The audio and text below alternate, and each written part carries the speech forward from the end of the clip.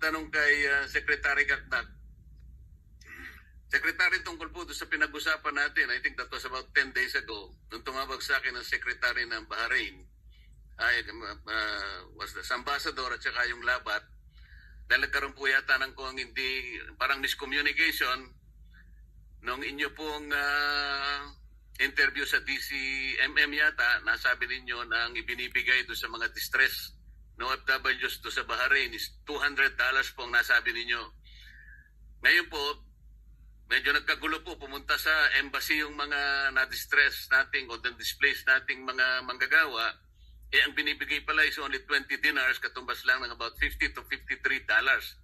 Kaya nagkagulo po, sa akin po tumawag yung ambassador. Hindi ko po alam kung bakit niya nakuha yung number ko. Alas 10 ng gabi sa atin, alas 5 ng hapon sa kanila. Kaya mabuti naman, nakausap po kayo, nasa airport pala kayo noon, hindi nyo naman ako binalikan. Ano po bang nangyari doon? Naayos po ba yun? Kasi ang pagkakaalam ko, tinanggal pa yata yung Labat. Nag-report lang, pero siya pa tinanggal. Totoo po ba yun?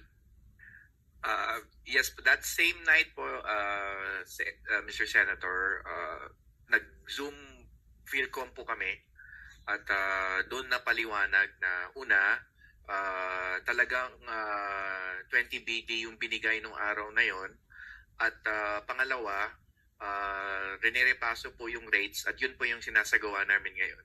Babalikan po namin sila, Sen, kasi ang intention namin ay taasan, higitan pa sa 20 BD at yun po ang sinasagawa natin ngayon. Babalikan natin sila. In the meantime, nagbukas na po yung ating repatriation effort